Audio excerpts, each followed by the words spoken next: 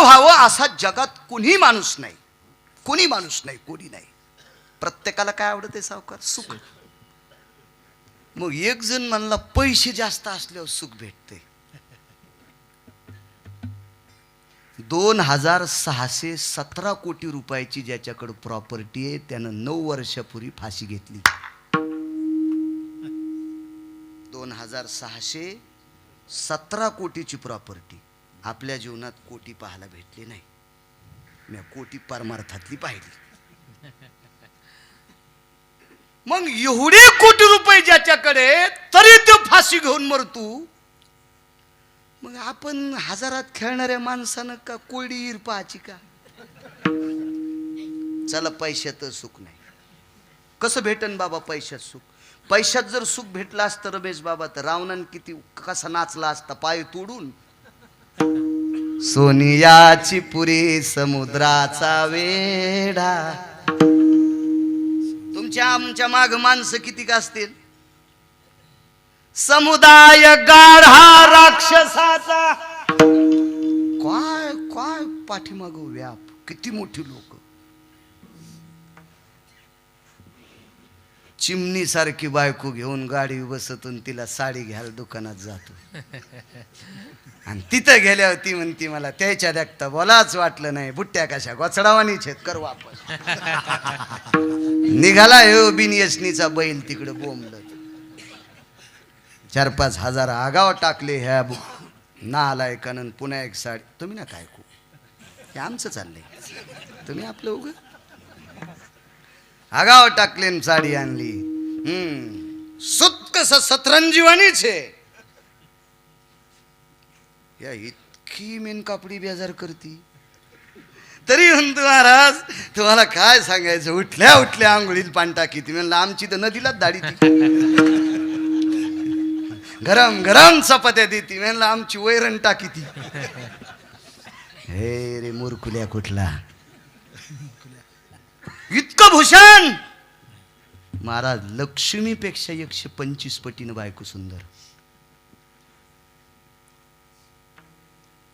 80 सहस्र सुंदरा कामिनी माझी मुख्य राणी मंदोदरी. काय भाष्यकार सांगतात. स्वरूपा भयायो नटे नयोजा हेम स्वरूपानां लज्जा भयाना. सेठजी मंडोदरीची त्वचा सोन्यानं पाहिल्याच्या नंतर सोनं मातीत सोनं लाजायचं. सोनं त्याची त्वचा किती सुंदर असेल. काय संसार. ईदभर जाग्याचा राजा झाला की टेकतच नाही. मी इथला राजा मुकाड्या बस. कवायाचा पाय मोडून सांगता येत नाही. येडपटेस का काय? इतक्या काय उड्या हाणायला तू उसातल्या डुकरावानी. इतक्या काय उड्या. 222 दिवे ज्याच्या गाडीला. 222 एकट्याच. सावकार ज्याच्या गाडीला दिवे. एवढा मोठा राजकारणी रावणाच्या पोरानं हत्ती सगड बांधून आणला. म्हणून नाव पड इंद्रजीत. सुख भेटलं नाही भेटत पैसे. प्रत्येक माणसाची सुखासाठी तळमळ आहे. पण जिथं खरं सुखाचं उगम आहे का, जिथं खरा सुखाचा कारखाना आहे का, जिथं खरं सुखाचं भांडार आहे का, ते आपल्याला सापडत नाही. तुझे पायी सुख सर्व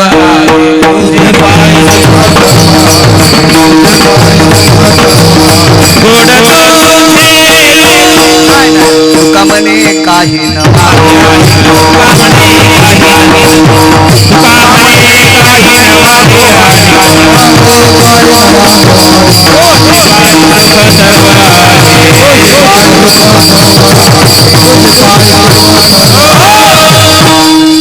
तुका म्हणे काही न मागो अनिक तुझे पायी सुख सर्व आहे.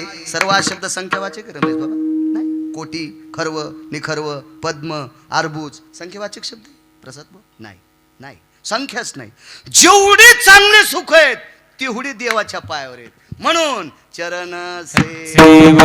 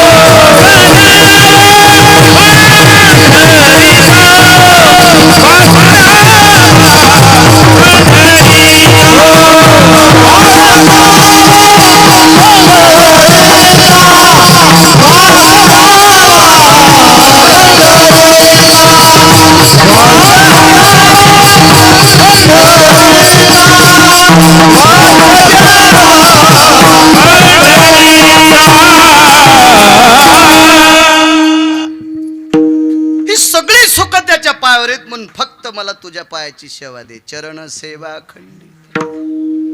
श्रुती नामदेवरायांकडे गेली. श्रुती म्हणजे जगातली पहिली पत्रकार हरिभाऊ. नामदेवरायाकडे श्रुती आई साहेब गेल्या. नामदेवरायाला विचारलं, देवाच्या पायावर सुख आहे असं तुकोबराय सांगतात म्हणून तुम्ही पायाची सेवा मागितली, पण सुख भेटलं कोणाला? आमच्या डोळ्यात माती टाकू नका, आम्हाला सांगा सुख कोणाला भेटलंय. नामदेवराय म्हणले, माय उद्या ये ना, कोणाला सुख भेटलंय तुला यादी देऊन टाकतो. फक्त तुझ्या अंतःकरणात त्या सुखाची यादी ऐकायची हिम्मत ठेव, तुला यादी देतो उद्या. आली श्रुती सकाळी. श्रुतीला नामदेवरायने विचारलं, श्रुती माते, या पवित्र भारत देशात उंच स्थान कोणाचं? श्रुतीचे डोळे भरून आले आणि नामदेवरायाला सांगितलं, नामदेवराय, या पवित्र भारत देशात सर्वात उंच स्थान कोणाचं असेल ते या नारीचं, या स्त्रीचं आहे, या स्त्रीचं आहे. स्वामीजी गुरुजींची पुण्यतिथी होती. गुरुजींना ज्ञानसूर्य पदवी आहे. राजेश्वर शास्त्री सारखा व्यक्ती ज्याचा कंठ शेकण्यासाठी सरस्वती येते, तो व्यक्ती गुरुजींचे बुटासगट पाय धरतो. त्या अर्थी गुरुजी इतके मोठे असतील, पण त्या गुरुजीला 9 महिने जिनं पोटात ठेवलं ती माय किती मोठी असेल, काय मोठी असेल ती माय. जिनं 9 महिने गुरुजीला पोटात ठेवलंय ती किती मोठी असेल. उदो नारी शक्तीचा, स्त्री मोठी आहे. वा, ऐक श्रुती माते, या पवित्र भारत देशातली एक स्त्री संक्रांतीच्या दिवशी वाण देण्याकरता जात होती. पायाची सेवा का मागितली? वाण देण्याकरता चालली. वाण दिलं पाहिजे, मालकाला आयुष्य वाढत असतं. प्लॅस्टिकचा हाती, नागिनीच्या पानावर ठुला, वानात द्याला. त्या बाईच्या नातानं हाती तोंडात घातला, घशात अडकला. 2.25 लाख रुपये लागले ऑपरेशनला हाती बाहेर काढायला. हातीचं शेपटाड अडकल तर त्याच्या घशात. या मोठ्या हातीचं इतकुस तर प्लॅस्टिकच्या हातीचं किती का असेल, पण तितकंच घशात अडकल. या वंशातल्या हातीचं हे असलं नसते वांदे. रगिले गिरगावकर, माना अथवा न माना, मला शास्त्र म्हणेल ते सांडावे.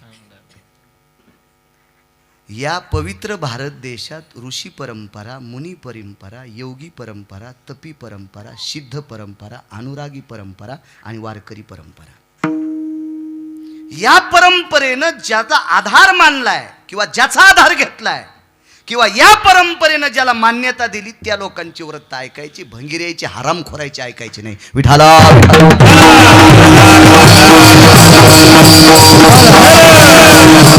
वाण देण्यासाठी चालली श्रुती. ऐकायली स्वामीजी सांगायलेत नामदेवराय, ऐक श्रुती माते. वाण देण्यासाठी मंदिरात गेली, वाण देऊन घरी आली. मुलाने विचारलं, आई आई ग,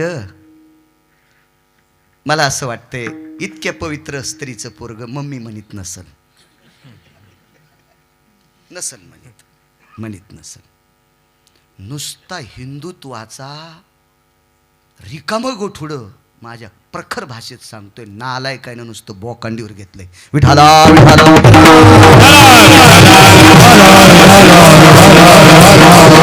महाराज, हिंदुत्वाचा पोकळवाच सांगणाऱ्या हरामखोरायनं पोराला मम्मी म्हणू द्या, थुतरी थानायला पाहिजे त्या भडव्याच्या. आणि तू आम्हाला हिंदुत्व शिकवतो का नालायका? विठाला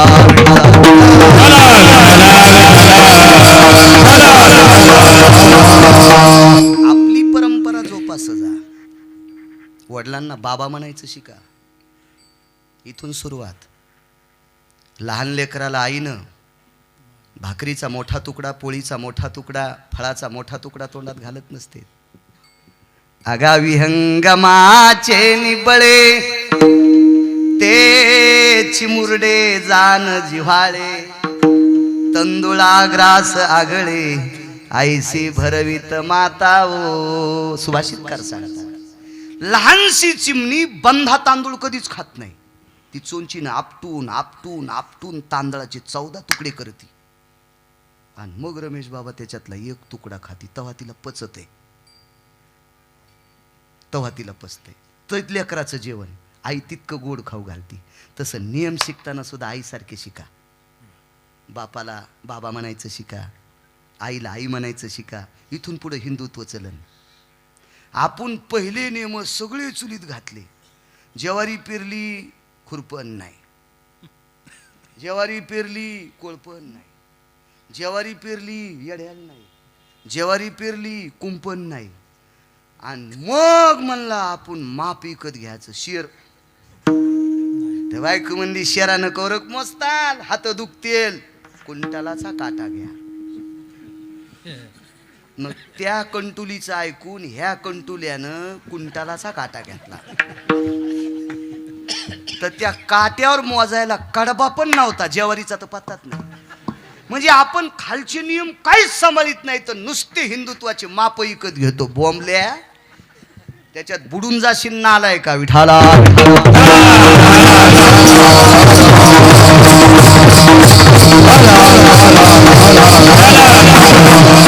आणायचे नाही, सोंग नाही. याचा धरी ना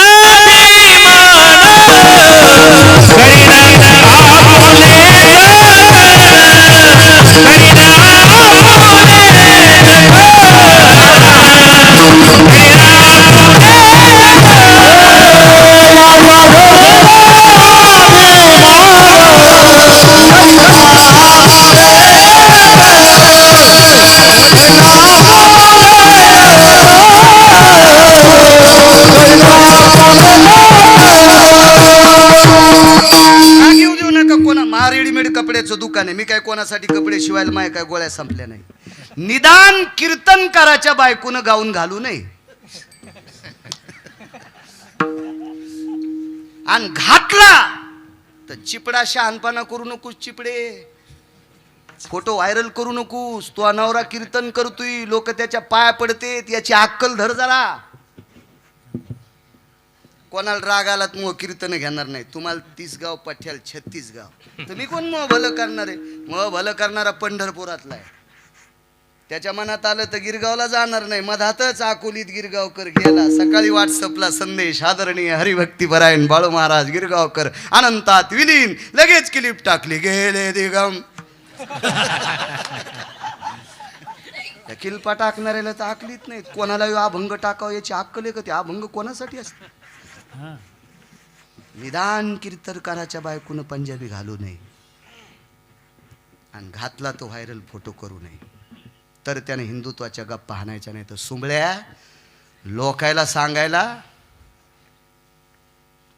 जीवनात एकदाही त्या पवित्र माऊलीचा पुत्र आई या शब्दाच्या व्यतिरिक्त शब्द नाही वापरला.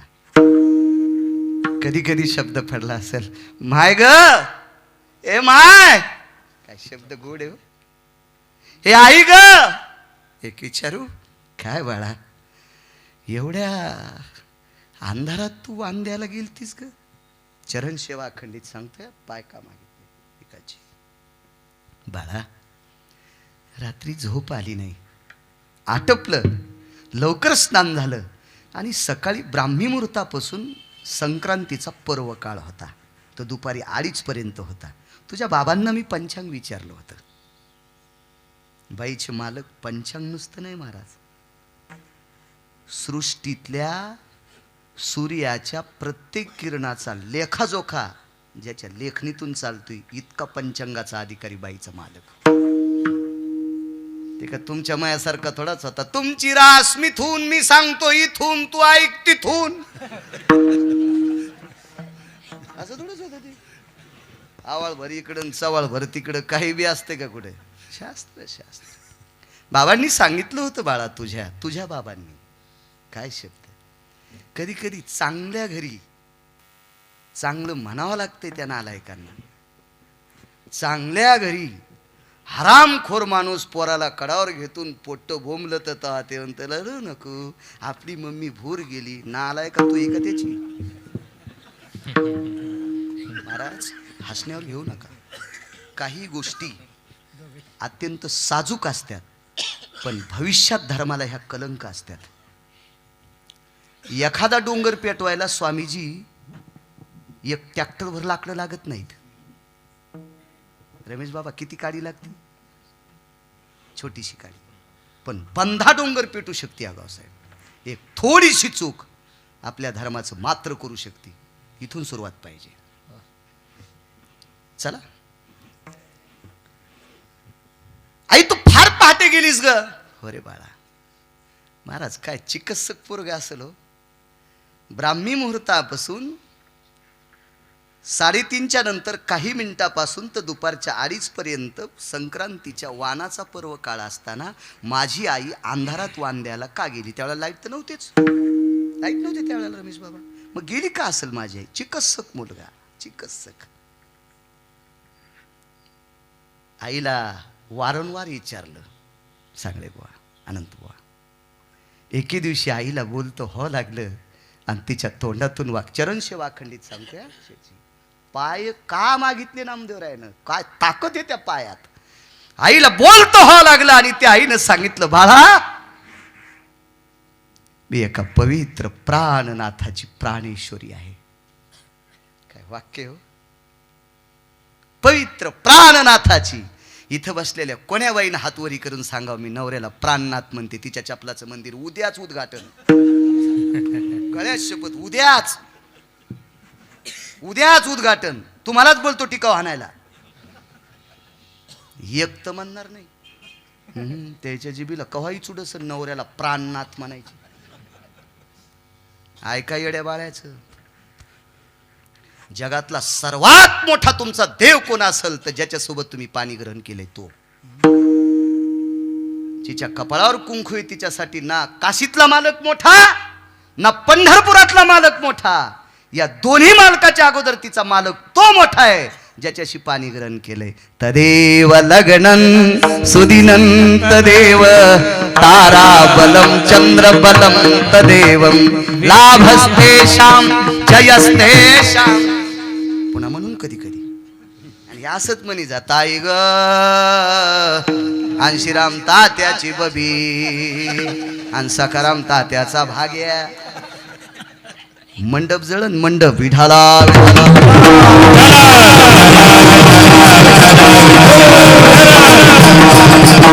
बोलता केलं नाणे सर. आणि आईनं सांगितलं, बाळा प्राणनाथाची मी प्राणप्रिय आहे. महाराज काय खात्री असेल हो, मी नवऱ्याची प्राणप्रिय आहे. इतकी खात्री असावं बाईच्या अंतःकरणात. तिने विटेवरच्या मालकाला उभं करायची ताकद आहे, काशीतल्या मालकाला उभं करायची ताकद आहे. महाराज नवऱ्याचा शब्द न पडू देणाऱ्या बाईला जुहार करून घेतलं तरी बांगडीची बाई पुन्हा तयार होती. देवराचं चरित्र पहा, शिवपुराणात देवराचं चरित्र लक्षात येईल तुमच्या. इतकी ताकद आहे आपल्या मालकाच्या दर्शनामध्ये. बाळा आई ठीक आहे, माझ्या बाबांचा स्वभाव मला माहिती आहे. माझे बाबा तुझे प्राणनाथ आहेत, मला याबद्दल ज्ञात आहे. पण तू अंधारात का गेली? बाळा मी गेल्या वर्षी बोलून गेलो वाक्य, बाईच्या अंगावरची साडी जर फाटली तर तिच्या बापाची इज्जत जात नाही. तिचा बाप मंत्री जरी असला तरी तिच्या बापाची इज्जत जात नाही. तिची आई कलेक्टर जरी असली तरी तिच्या आईची इज्जत जात नाही. तिचा सासरा पंतप्रधान असला तरी त्याची इज्जत जात नाही. तिची सासू राष्ट्रपती असली तरी तिची इज्जत जात नाही. इज्जत जाती नवऱ्याची. तुका म्हणे नग्न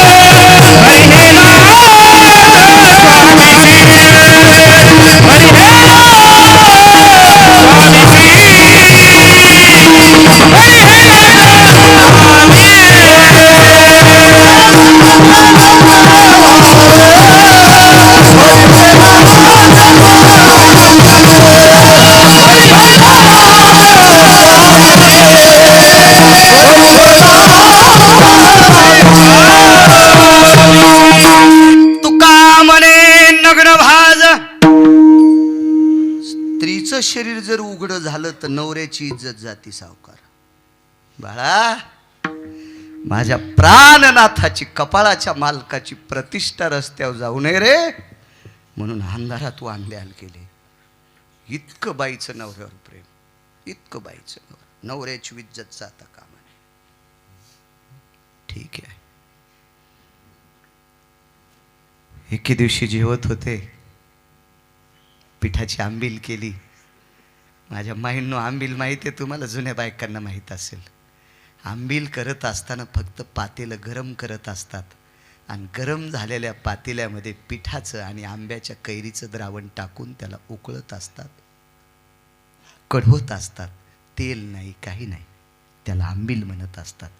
ही चैत्र महिन्यातल्या द्वादशीला किंवा त्रयोदशीला कुठं कुठं एक दिवसाचा फरक असतो, त्या दिवशी खात असतात. वर्षभर टायफॉइड होत नाही असं मोठ्यांचं वाक्य आहे. त्या दिवशी घुगऱ्या सुद्धा खात असतात स्वामीजी. तर ही आंबील एक झाकणीभर केली. आपण मराठवाड्यातली माणसं आहोत, श्रीमंत जरी असेल तरी झाकणी कळती, खापराचं पात्र. महाराजजी त्या पात्रभर ती झाकणीमध्ये आंबील होती. ती पेत अर्धी पिली, डोळ्यातून पाणी आलं. आई, मी उष्टी केली ग, मी तुला आधी अर्धी द्यायला पाहिजे होती. एका व्यक्तीचा प्रश्न आहे, आई लेकराचं उष्ट खाते, डोक्यातलं काढून टाका. कोण्याही लेकराचं खात नसते आणि खाऊ पण नाही. एक मर्यादा सांगितली, मर्यादा. एक सोपा सिद्धांत सांगू का? आपण मराठवाड्यातली माणसं आहोत. गाईचं वासरू लहानपणी गाईला पीत असताना ती गाय तिच्या लेकराचं मूत्र पिते. खोटं आहे शेठजी? वासरू माईला पेत असताना, मग ते गोरा असो किंवा कालवडा असो, ती पेते. तेच वासरू आईच्या स्तनातलं दूध संपल्याच्या नंतर ती आटली असं म्हणतो, अशा वेळेला त्या वासराचं पेल ती नाही. हा सिद्धांत पशुसाठी जर इतका गोड न्याय आहे, तर तुमच्याकडच्या तुरी कुठं बी दळायच्या का तुम्ही? तुम्हाला न्याय नाही? पशु काय पाप पुण्य जाणीती, उत्तम मध्यम भोग भोगिती. अहो, पशुला ज्ञान नसताना इत्या अजून अशा 7-8 गोष्टी आहेत. पण आपला वेळ थोडासा बाजूला सरकू, पुन्हा सांगल. सगळ्या गोळ्या एकखट्या घेतल्या की रिॲक्शन येतात. पाह्यो इहंगमाचे सळे त्या बालकाचे. इहंगम म्हणजे पक्षी, काय चिमुरड बालक असतं. आई लहानशा तांदळाचा दाना अशी टपो टपो टपो टपो चोचीत दाबते. कधी कधी त्या पक्ष्याची जीभ सुद्धा रगडल्या जाते, कधी कधी जिभेचं रक्त त्या दाण्याला लागते स्वामीजी. पण तो बारीक केलेला सूक्ष्म राईसारखा दाना चिमुरड्या त्या पिलाच्या अंगावर पान जरी पडलं तरी ते पिल्लू मरण. पण त्या पिलाच्या तोंडात अशी चोच घालते की त्याला विजा नाही झाली पाहिजे आणि तांदूळ फोडायची ताकद तिच्या चोंचेत. पण हेच पिलू मोठं झाल्यावर ती कधी चोंच घालते का तोंडात? हा कोणाला न्याय? पक्षाला. आपले असेच का घोडे कोणीकडे बिबिना लगामाचे? बाळ सांगते आई, मी उष्ट केलंय, आता तुला देता येत नाही, पी बाळा पी. महाराज आईच्या म्हणण्यानुसार ती आंबील पिली. चरण सेवा अखंडित सांगायला पायाची ताकद काय लाला. आणि मग त्याचं रडणं थांबत नव्हतं. आईने विचारलं, बाळा इतका का शोक करतोस रे? आई, अख्खं जीवन माझ्या बाबानं एका देवाची भक्ती केली ग. आई, अशा पवित्र माझ्या बाबाची तू धर्मपत्नी आहेस. तू सुद्धा किती मर्यादेच्या चौकटीत आहेस. आई, मी जरी वयानं लहान असेल पण मला अजून कळत नाही मी माझ्या आईची आणि बाबाची आज्ञा उल्लंघन केली नाही. मला सुद्धा मालकानं किती गोड सद्गुण दिलाय ग. मग आपल्यावर हे दारिद्र्य का ग? आपल्यावर ही परिस्थिती का? आई, तुझ्या जन्नूवरचं पातळ फाटावा. जन्नू म्हणजे मांडी, पातळ म्हणजे लुगडं, हे फाटावा. जगात जर काही बघितलं तर प्रभू तेरी माया किशुको धूप किशुको छाया. ती त्याची माया आहे, आपल्या आपल्या प्रारब्धानुसार ती चालत असते. आई असं का ग बाळा? असा प्रश्न मला फार दिवसापासून उद्भवला, पण तू जसा माझ्याशी व्यक्त केला, मी तुझ्या बाबाशी हा प्रश्न जर व्यक्त केला आणि त्याचा अर्थ जाणायचा प्रयत्न केला तर तुझ्या बाबाचं अंतःकरण दुखेल रे. याच्याकरता मी तुझ्या बाबापाशी व्यक्त करत नाही. मला व्यक्त करणारी व्यक्ती सापडत नाही. आणि एके दिवशी जगाचा पाप सापडला आणि पाय धरले. महाराज, ज्ञानी माणसं देवाला फुकट, आता लोक काहीच मागितलं नाही. फुकट काही मागितलं नाही. प्रसाद बाबा, बाईनं विटेवरच्या मालकाच्या पायाला, भगवान द्वारकाधीश कृष्ण परमात्म्याच्या पायाला स्पर्श केला आणि एकच सांगितलं, देवा तुझा वंश जिवंत ठेवायची ताकद माझ्या नवऱ्यात होती, तुझा वंश जिवंत ठेवायची ताकद माझ्या पतीत होती. वज्र नावाचा नातू जर या बाईचे मालक नसती तर देवाचा जिवंत राहिला नसता. दिवा लावायला कोणी शिल्लक नव्हतं. एका पवित्र बाईच्या शापानं सगळे पोरं मेले देवाचे. वज्र नावाचा नातू जिवंत राहिला, ते ह्या बाईचे मालक होते. त्या मालकाचं नाव होतं निष्ठावंत विटेवरच्या मालकाचे भगवान द्वारकाधीश श्रीकृष्ण परमात्म्याचे भक्त सुदामदेव. आणि तितकेच पाय धरले महाराज. एक पक्ष संपलं नाही. पक्ष म्हणजे 15 दिवसाचा, शुक्ल पक्ष, वद्य पक्ष. एक जात से पक्षाची आई ती, तव भेदला तो रमापती. पक्ष 15 दिवस जाऊ दिले नाही, त्याचं अंतःकरण भेदलं आणि बाईच्या अंतःकरणात भाव दिला, मालकाला सांग माझ्याकडे पाठव. आणि मग ते पोहे वगैरे सर्व चरित्र. मांडीवर साडी फाटली, मालकाची प्रतिष्ठा जाऊ नये म्हणून अंधारात वाण देणारी इतकी गरिबीतली बाई, पण त्या बाईनं विटेवरच्या मालकाचे पाय धरल्यामुळं त्या गावातल्या म्हशीला सुद्धा साखळ्या सोन्याच्या. ऐकलं का माझ्या माईनं? त्यातल्या एका बाईनं विटेवरच्या मालकाचे, द्वारकाधीश म्हणजे कोण स्वामीजी? विटेवरचा मालकच ना. तुमच्यातल्या एका बाईनं विटेवरच्या मालकाचे पाय धरले. त्या मालकाचे पाय धरले होते श्री गुरुजींनी. गुरुजींनी ज्या मालकाचे पाय धरले, त्या मालकाचे पाय त्या माऊलीनं धरले. मांडीवर साडी फाटली म्हणून अंधारात वाण द्यायची वेळ आली, त्या बाईनं त्या मालकाचे पाय धरल्याच्या नंतर त्या गावातल्या म्हशीला सुद्धा सोन्याच्या साखळ्या. याच्या पलीकडे सांगू तुम्हाला, जगात सोन्याची गाव असलेली भरपूर लोक होते, भरपूर. पण सोन्याचा मसनवाटा असलेला एकच माणूस होता, ते फक्त सुदामदेव. इंद्राला नगरी सोन्याची, माणसं मरत नाहीत. मसनवाट्याचा काय संबंध आहे? येऊ लागती माघारे. आनंदीतले मालकच म्हणतो ते. कशाची पावटी सरे? मग तया पुण्याची पावटी सरे, सवेची इंद्र पदाची उटी उतरे. येऊ लागती माघारे, तुरी का पायला. असू द्या ना केवढा बी सोन्याच्या नगरीत राहणारा. चल बोंबलत खाली दगड. तू का म्हणे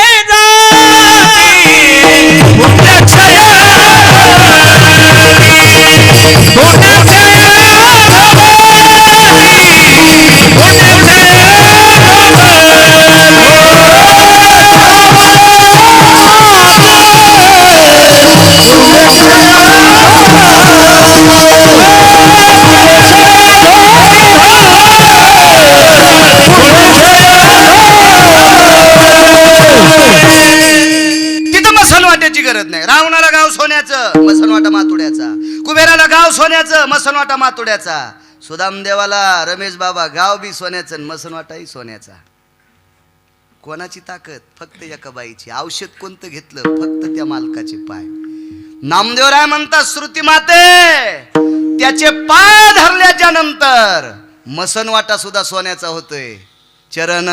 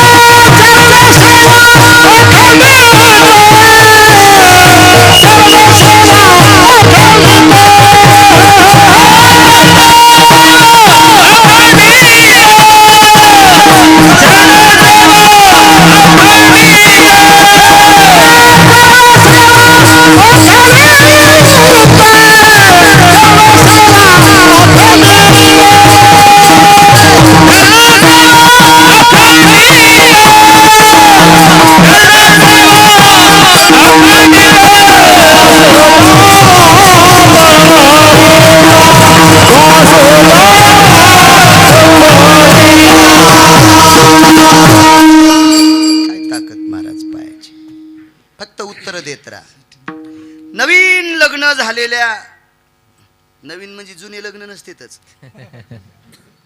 लग्न झालेल्या नवरदेव नवरीनं कोण्या देवाच्या पाया पडायला जावं सावकार सुरुवातीला? कोणाच्या? तो नंतरचा विषय. लग्न लागतानाच कोणाच्या पाया पडायचं? शिवजीच्या नाही, रामप्रभूच्या नाही, पांडुरंगाच्या नाही, जगदंबेच्या नाही, मारुतीरायाच्या. दोन सिद्धांत आहे का?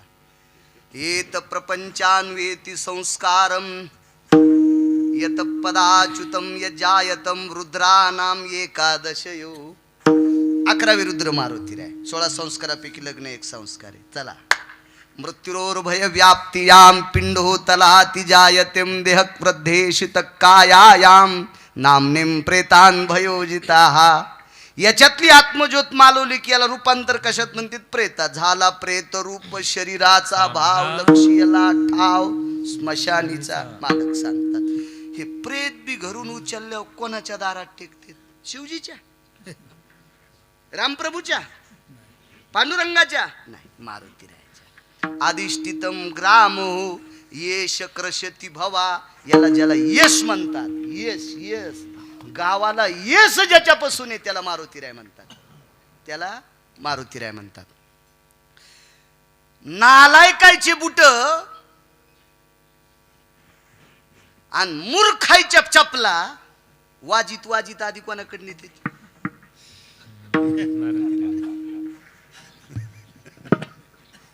कळालं ना सगळ्याला? फक्त तुम्हाला सोडून, कारण तुम्हाला माहीतच नाही ना काय.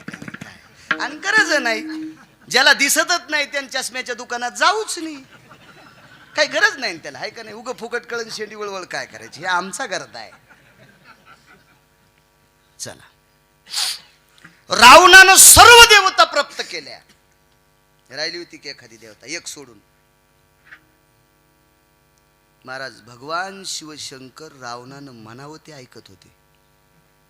फक्त रावणाचं न ऐकणारा एकच रुद्र होता, त्याचं नाव होतं मारुतीराय. त्याला एकादश रुद्र म्हणते. एकादश. किती ऐकावं शिवजीनं, किती ऐकावं, किती ऐकावं? ते माझ्याच तोंडातून ऐकायचं का? महाराज मुलगा हुशार होता म्हणून बाई सुटल्या. भगवान गणेश विद्वान होते म्हणून बाई सुटल्या. इतकं प्रसन्न करून घेतलं होतं रावणानं शिवजीला, इतकं प्रसन्न. काय रावण प्रभावशाली, किती प्रभावशाली रावण, किती प्रभावशाली. पण प्रचंड विद्वत्तेची आणि संपत्तीची व्याप्ती असताना एकच प्राप्त झाला नाही, फक्त मारुतीराय. आणि एकट्यामुळे रावणाला समुद्राच्या तीरावर फुकावं लागलं, ठाण ठाण ठाण ठाण ठाण गावऱ्या टाकून, एकट्या मारुतीरायमुळे.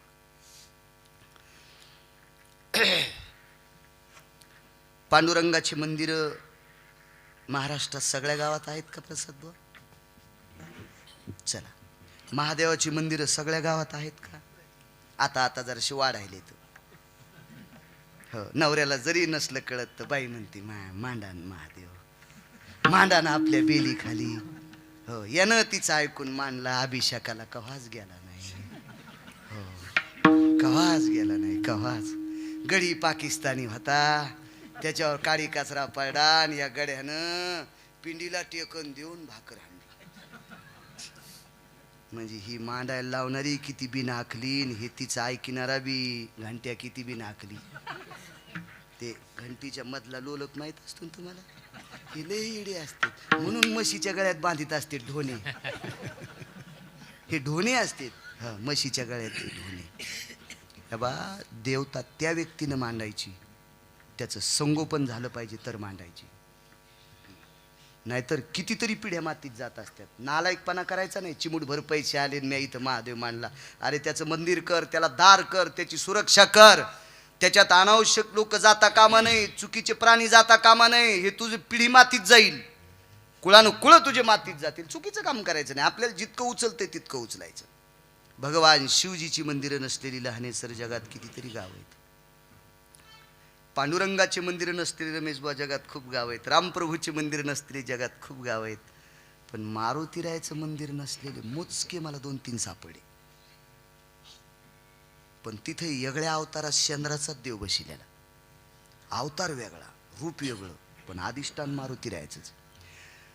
4-2 लोकांना रानात घर बांधलं तर तिथेही मारुती राय. म्हणजे आपल्या पोरीच्या लग्नात कुठं जावाई पाठवायचा गावात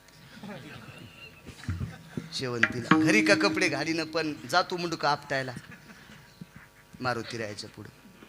मला सांगा, श्रुती असेल, सगळे शास्त्रकार असतील, सगळे पुराणकार असतील, एकत्रित बसले, त्याने विचार केला, महाराज विश्व ज्याच्या हातात आहे त्याची मंदिरं कमी आहेत. विश्वाचं निसर्ग चक्र ज्याच्या डोळ्यात आहेत त्याची मंदिरं कमी आहेत. विश्व कोणाच्या हातात? पांडुरंगाच्या. निसर्ग चक्र कोणाच्या हातात? रमेश बाबा भगवान शिवजीच्या. त्यानं डोळा उघाडा की पाऊस, त्यानं बंद केला की तुम्ही कोणते गाणे म्हणा थेंब पडत नाही, काही म्हणा काही करा थेंब पडत नाही. सगळं निसर्गाचं सृष्टीचक्र भगवान शिवशंकराच्या दृष्टीने हा डोळा त्याच्याकरता प्राप्त केलाय. एकादश नयन हा त्रिनयना स्थितेषु, सगळी सगळी त्या डोळ्यात ताकद आहे. मग एवढी मोठी ताकद असताना बऱ्याच गावात मंदिरं नाहीत.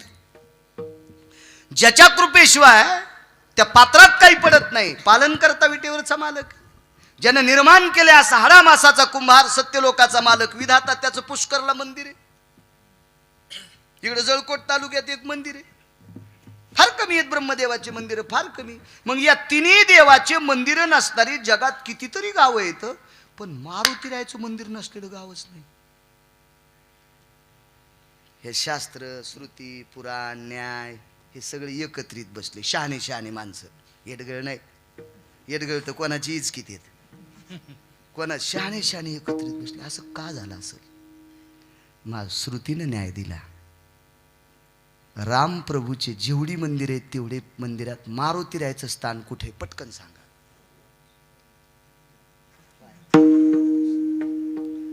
काय प्रभू रामचंद्राकडे सिंहासन नव्हतं मारुतीरायाला द्यायला? बरं दिलं नसतं सावकार प्रभू रामचंद्रानं, पण ते पठ्ठ्या घेतच नव्हता. ज्या ज्या ठिकाणी रामप्रभूचे मंदिर आहेत, रामप्रभू कोण? विटेवरचे मालक, ते 7व्या अवतारातले भगवान विष्णू परमात्मा. मग मारुतीरायानं श्रुतीनं न्याय दिला. विश्वात ज्या मारुतीरायाची एवढी मोठी पूजा केली जाती, ते मारुतीराय ब्रह्मांडाच्या मालकाच्या पायाजवळ बसले. म्हणजे पायाजवळ बसलेल्या मारुतीरायाला विश्वात पूज्यतेचं स्थान प्राप्त होते. नामदेवराय म्हणले, श्रुती माते हा न्याय तुझाच आहे. ज्या 11व्या रुद्रानं विश्वाच्या मालकाच्या पायाजवळ आश्रम मागितला, तो ते मारुतीराय इतके मोठे होतात. ही फक्त त्याच्या पायाची ताकद आहे. चरण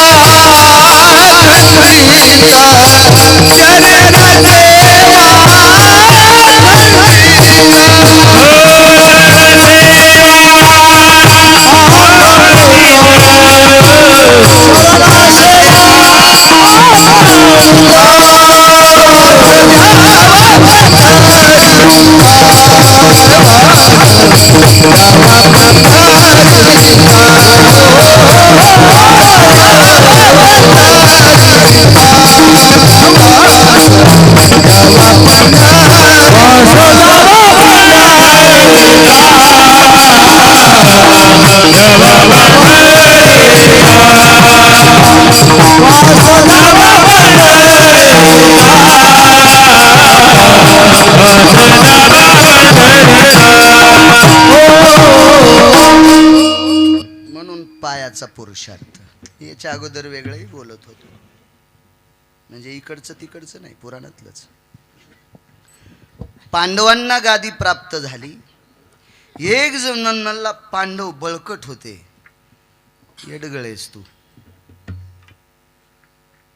सगळ्यात बलशाली लोक कोण्या पक्षात होते? तर कौरवाच्या पक्षात होते.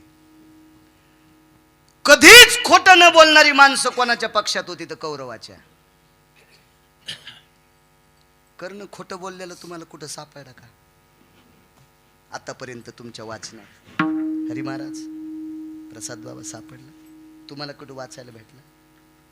इतका इमानदार कर्ण. चला, या कर्णाला मारण्यासाठी पंढरपुरातल्या मालकाला 19 पैकी 3 पाप करावं लागले. पाप 3. चला, चौथा वेगळा अधिकार सांगतो, वेगळा. या कर्णाला मारण्यासाठी पंढरपुरातला मालक जगाला श्रीमंत करण्याची, जगाला भिकारी करण्याची ताकद ज्याच्यात आहे, तो भिकारी होऊन कर्णाच्या दारात. याच कंभयू कवचाधित कुंडलायाम. भिकारी या रूपामध्ये कवच आणि कुंडल कर्णाला मागितले. कर्ण किती श्रेष्ठ. कर्णाला फोडण्यासाठी विश्वाच्या मालकानं ते कोण्या कुळात जन्माला आलाय त्याला सिद्ध करण्यासाठी त्याची आई तिथं नेली आणि कुंतीनं पाहिल्याबरोबर पान्हा आलाय. पान्हा कोणाला म्हणते? आई. महाराज काय वात्सल्य असेल ते. महाराज फार दिवसाला लेकरू दिसल्याच्या नंतर दाढी मिशाचं लेकरू दिसल्या माईच्या हृदयातून दूध येते. त्या अर्थी त्या आईचं स्थान किती मोठं असेल याची जराशी अक्कल धरा तरुणांनी. 22.5 वर्षाचं पोरग युद्धामध्ये शेवटचे श्वास मोजते त्यावेळेला आपला मुलगा वाचावा म्हणून त्या माईनं विश्वाचा बाप भाऊ होता तिचा, त्याला स्वतःच्या दुधाचं पत्र लिहिलं. आणि 22.5 वर्षाचं पोरग झाल्यावर स्वामीजी माईच्या वक्षस्थळातून दूध आलं आणि त्याचं पत्र लिहिलं. जगदानंद कंद जगतपते द्वारकाधीश कृष्ण परमात्मा. दिवाळी पंचमीची साडी चोळी नाही दिलीस तरी हरकत नाही रे, पण आमच्या कुलाचा वंश अभिमन्यू जिवंत ठेव. वक्षस्थळातल्या दुधाची धार हे माईचं स्थान आहे. इतकं मोठं स्थान. ती आई आली. शपक पुरावा. कर्ण तू पांडवरे पहिला शपक. शपक नाही पदराने झाकीला गंगे भितरी सोडून दिला. कर्ण तो पांडवरे पहिला किंवा दुर्वासाच्या कृपादाने 5 मंत्र दिधले त्याने. नंतर इचकायचं नाही. पण गाणे म्हणणाऱ्यापेक्षा चांगले आहे ना. अभंग जरी असेल तरी शपक असू द्या, पण महाराज अभंग आहे ना, शपक असू द्या, गाणे म्हणण्यापेक्षा चांगले आहे ना. कर्ण तो पांडवरे पहिला. सांग त्याला फोडायला. सांग त्याला फोडायला. कुंतीने सांगितलं, कर्ण तुला तुझ्या भावाच्या बाजूने लढावं लागते. आई माझे भाऊ कोण? मी तुझी आई आहे. मी क्षत्रियातला आहे. वा, भगवंताचे पाय धरले. प्रभू मला कुळ दाखवून दिलंस. वा, किती छान गोष्ट आहे. देव म्हणला इतकं गोड बोलत मग कसं ऐकत नाही. चल ना पांडवाकून. अद्याप नाही. सत्य बोले मुखे दुखवे आणि काच्या दुखे, हीच विष्णूची महापूजा अनुभव नाही दुजा. खरं बोलणारा माणूस त्या नाही देवाकडे गेला तरी त्याला विष्णूची पूजा केल्याचं पुण्य प्राप्त. पण खरं किती आमिष दाखिले असतील हरिभाऊ कर्णाला. देवानं कर्णाला सांगितलं तू जर पांडवाच्या पक्षात आला तर कौरव मरते, तुला गादीवर बसील, धर्मछत्री धरील. लय नाटक. कोणी तुला गन लाईन, कोणी तुझ्या चपला सांभाळीन, कोणी तुझे पाय धुईन, कोणी तुला वारं घालीन, असं सगळं सांगितलं. तरी पठ्ठ्या ऐकायला तर नंतर सांगितलं वैकुंठच देऊन टाकतो. लय मोठं लांबलचक घराणं ते. एवढा मोठा कर्ण. काय त्या कर्णाची व्याप्ती. आईला सांगितलं आई माफ कर, मी जरी तुझ्याकडे नाही आलो तरी तुझे 5 जिवंत राहतील. वास कुठं पाहिजे याच्यावर सांगतोय. तुझे 5 जिवंत राहतील. पण एक लक्षात ठेव, त्या 5 पैकी एकाला मारणार. फक्त अर्जुनाला. एकदा सहदेव कर्णाच्या अंगावर गेले. सहदेवाला कर्णाने मारणं म्हणजे एखादं छोटंसं टमाटा असतं का बारका, आपण त्याला गावरान शेतकरी त्याला भेदरी टमाटे म्हणतात. ते बाजारात येत नाहीत, अशी बारके बारके. ढाकणे साहेब ते टमाटर दाबायला किती ताकद लागते, तितकी सुद्धा ताकद करणाला नकुल आणि सहदेव मारायला लागत नव्हती. पण नाही शस्त्र, इतका अपमान केला. तू बुजदिल आहेस, तू नालायक आहेस, तुला युद्ध करण्याची लायकी नाही, तुला अक्कल नाही, हे तू तिकडच पाहिजेस. वाजोनिया कडी भरवावे उदर. कडी कशात वाजित येत नाहीत का तुम्हाला? तमाशात. मया झोपडी जा बांबुलई खिडका, मई झोपडी मोडल बर का. कडी कशात वाजित? वाजवोनी कडी भरावे उदर. किती अपमान केला असेल महाराज. तू आवडंबरीचं नृत्यात कडी वाजून पोट भरायच्या लायकीचा, तुला युद्ध करता येतं का? कर्ण ज्या वेळेला धारातीर्थी पडला त्यावेळेला सगळे भाऊ होते आले, पाहिला आणि सांगितलं, नकुला सहदेवा, आपल्या आईला वचन दिल तरी मी तुम्हाला मारणार नाही, याच्याकरता मी तुम्हाला मारलं नाही, मला मारण्याची ताकद तुमच्यात होती. एवढा मोठा पुरुषार्थ. काय माईसाठी प्रेम, इतकं आईसाठी प्रेम या पवित्र भारत देशात सांगावा. आणि याच भारत देशातल्या एका व्यक्तीनं आईसाठी चुकीचा शब्द वापरला. तो काही सामान्य कुळातला नव्हता, सामान्य कुळातला नव्हता. मिरे मिरे कश्यपाचा नातू, मिरे मिरे मिरे कश्यपाचा नातू.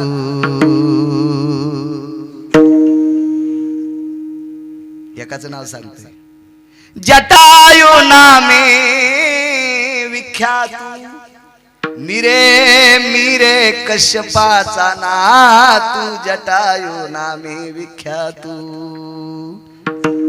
या सृष्टीचं फार मोठं आधारसूत्र ज्या कश्यपापासून आहे त्यांचा नातू. हे कारण याच कुळातला. आईसाठी चुकीचा शब्द वापरला, वाटेल ते प्रयत्न केले, तर्पण केले. तर्पण सगळ्या गंगेवर तर्पण करता येत ते बरं का, येड्यावरून नाही करायचं. आमच्या आजोबाचं श्राद्ध आम्ही त्या वड्याला केलंय. नालायक, तुला काय कळतं का शास्त्र? त्या वडा वाहतू कोणीकडं? आपल्याकडे आगाऊपणा करायचा नाही. मीठ पदार्थातलं वाईट पदार्थ आहे का? मीठ हा राजा पदार्थ आहे. मिठाशिवाय पदार्थ खावडतो का? पण या मिठानं भरलेला हात जर दुधाला लागलं तर दूध राहतं का सावकार? राहतं का दूध? नाही. मग चुकता कामा नाही. नेम चुकला, काम संपलं. एका शिकाऱ्याकडे एकच बाण होता, एकच बाण. वाघाच्या मागे लागला, हाणतो हाणतो. वाघाला माहित होतं इतकं नियमदार आहे, इतकं नियमदार आहे, इतकं नियमदार आहे, यानं हाणलं की आपण मेलच. पण हे आयटीत आल्यामुळं बाण झाडाला लागला आणि वाघ आला आणि याला खाल्लं. नेम चुकल्यावर कोण जाते? वाघ गेला का स्वामीजी? नाही, हे गेला. नियम चुकला की तसं प्रत्येक जण जात असतो. तसे म्हणून नियम चुकायचे नाही. उगं कुठे बी एखाद्यानं. मी परवाला परिक्रमेत गेल्याच्या नंतर एका व्यक्तीचं वाक्य आहे, महाराष्ट्र इतका पवित्र आहे, या पृथ्वीवर भारत देशात असं एकच स्थान आहे की ते महाराष्ट्र स्थान आहे की त्या स्थानात जास्त संतांची जन्मस्थान, संतांच्या पदस्पर्शाने पुनीत झालेलं सर्वात मोठं कोणतं राज्य असेल तर ते महाराष्ट्र राज्य. ज्याची महानता ब्रह्मदेवाला मोजता येत नाही त्याचं नाव महाराष्ट्र. पण तुमच्या महाराष्ट्रात जे दुकान चलत नाही ते तुमच्या महाराष्ट्रात टाका, ते मस्त चलत. मला मध्य प्रदेशातल्या एका महाराजांनी सांगितलं.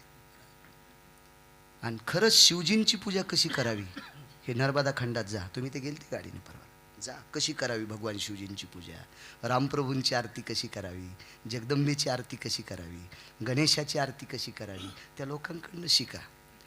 आपल्याकडे इतकं गोड सांगितलेलं, इतकं गोड सांगितलेलं, पण आपलं काय झालं माहिती आहे का? आपल्याला एक बी प्याराच वाटत नाही. ज्वारीत जवस का लिहिलं, ज्वारीत शेंदड टाकले. टाकू द्या ना, टाकू द्या ना, टाकू द्या ना, टाकू द्या ना. पण शेंदडाचं बी कडू असते का गोड? कडू. आणि गोड वाळकाचे शेंदड होत असतील का?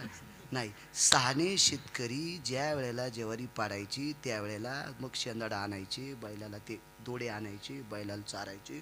महिना महिना दोडे बैलाला, बैल बम सुटायचे. काही प्रणाली होती, नियमावली होती, सगळ्या गोष्टी होत्या.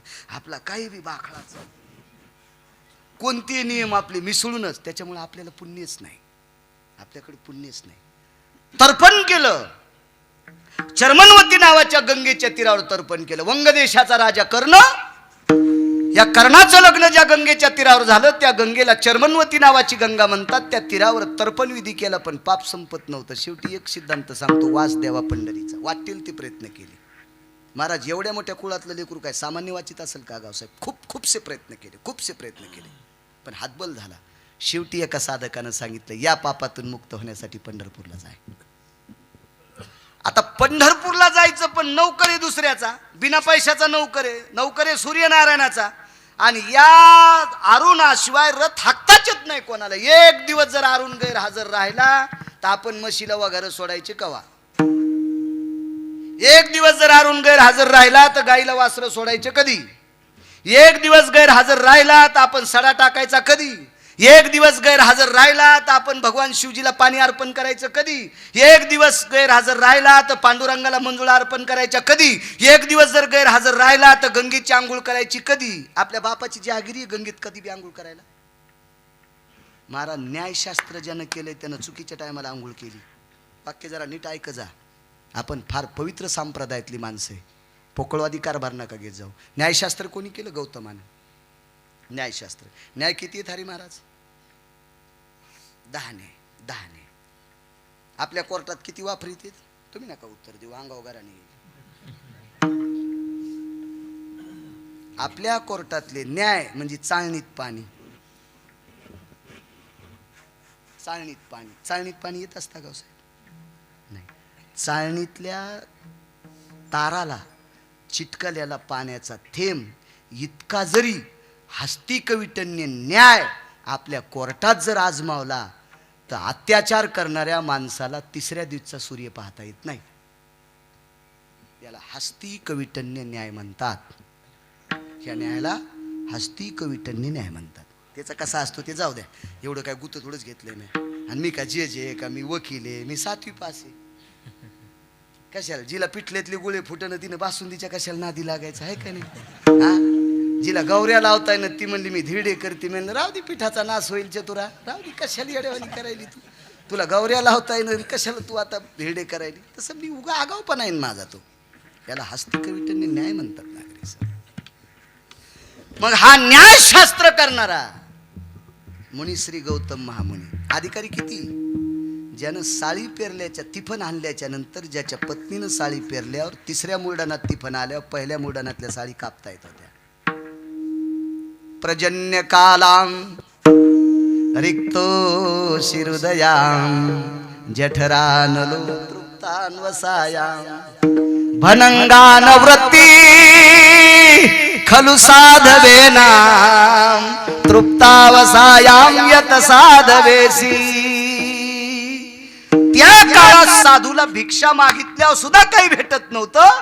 या साधूंना भिक्षा मागायची वेळ येऊ नये म्हणून त्या न्यायशास्त्रीच्या पत्नीनं साळी पेरल्याच्या नंतर तिसऱ्या मुरडानात गेल्यावर साळी कापायला येत होती. आणि साधू जीव घातले, तिचं नाव स्वामीजी अहिल्या. एकच चुकलं हो, एकच चुकलं. फक्त पुराणानं सांगितलेल्या व्यतिरिक्त गंगेत आंघोळ केली. आपल्या तर लय गोड काम. आषाढीला जाण्याचा लय जोर, आणि आषाढीची द्वादशी बार्शीत सोडायचा तर लय छंद. नाही गर्दी होती बापा. टाक द्वारका चपात्या, टाक पटपट. एकादशीला चपात्या केल्या पंढरपुरात. हो, पिठल्या सगळ्यात चपात्या टेम्पूत टाकल्या. आणि पिठलन चपात्या एकादशीच्या दिवशी केलेल्या चंद्रभागा वलांडून बाहेर आल्या. आणि बार्शीत उजाड्यावर एकादश सोडली, द्वादश सोडलं. भक्षंती गौमासा समंत्या. महाराज शहाणी माणसं द्वादशीच्या स्वयंपाकाला जर जिलेबी करायची असेल तर टाळीत होते.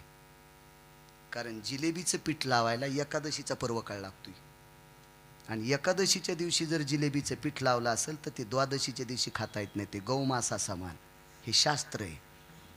म्हणून द्वादशी सोडायला शक्यतो तिसरा प्रहर सुरू झाल्याच्या नंतर स्वयंपाक सुरू करायचा असा सिद्धांत. आपल्याला किती जोर. पंढरपूरला जायचे आणि पार माजलगाव मध्ये आल्यावर द्वादश सोडायची. मंजुळीनं चपात्या तिथं केलत्या तिथं बाई 12लाच उठली. एक कुठं न गेली एक. इतक्या गाऱ्यात आंघोळीला गेले बाई. कना कना कना उंडा एवढा मोठा तिंबलान यायच्या मड्यावर चपात्या घातल्या. तो मड आमुष्याच्या दिवशी निघू मंजुळे. तुला कोण सांगितलं हा नालायकपणा.